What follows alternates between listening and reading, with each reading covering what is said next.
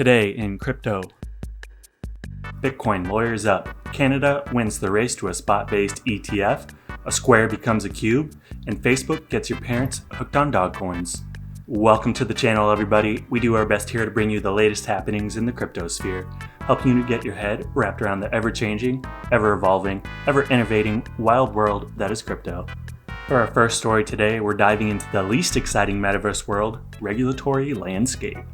Seriously though, this story could be really important for moving forward with future regulations and providing greater clarity, making it easier for institutions and big money bags to dip their toes into crypto. Grayscale, who manages $37 billion in its Bitcoin trust, wrote a strongly worded letter to the SEC claiming they broke the law by approving futures Bitcoin ETFs but not spot-based Bitcoin ETFs. This could be considered a risky move moving against the regulator. Coinbase did this a few months ago, criticizing the SEC for cracking down on its Coinbase Lend product.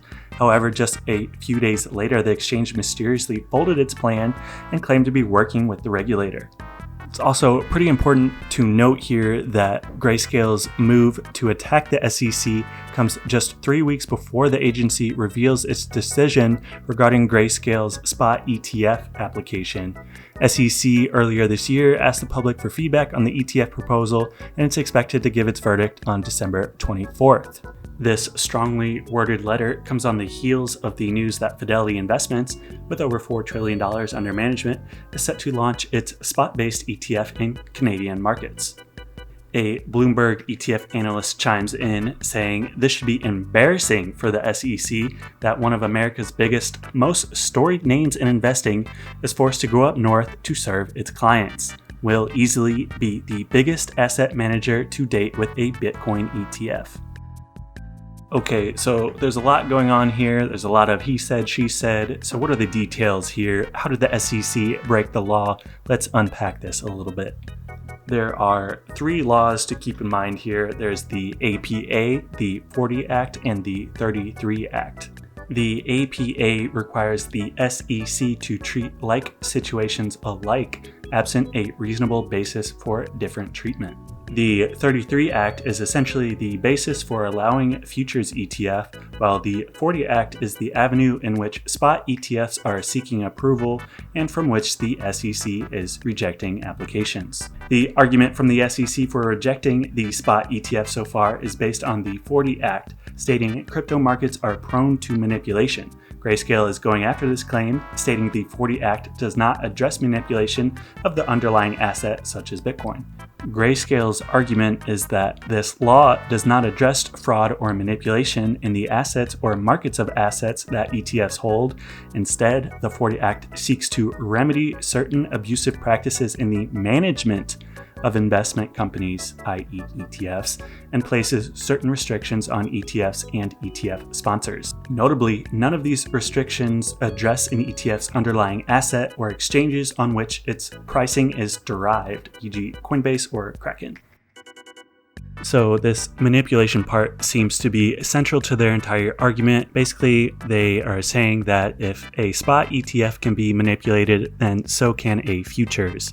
Quoting them here, someone could in theory manipulate Bitcoin on a spot exchange and have it impact the regulated CME Bitcoin futures and therefore the futures ETF too. I'll try to wrap this up in a nice neat bow for you here. Basically, to me, it seems like the SEC has been rejecting spot ETFs under the 40 Act, citing manipulation, while Grayscale says the 40 Act does not protect or address manipulation of the underlying asset. Even if there were manipulation, they say, that would impact both futures and spot ETFs anyway. Therefore, since both types of ETFs have their price derived from the underlying asset, Bitcoin, they are similar and should be allowed under the APA since the futures ETF was already approved.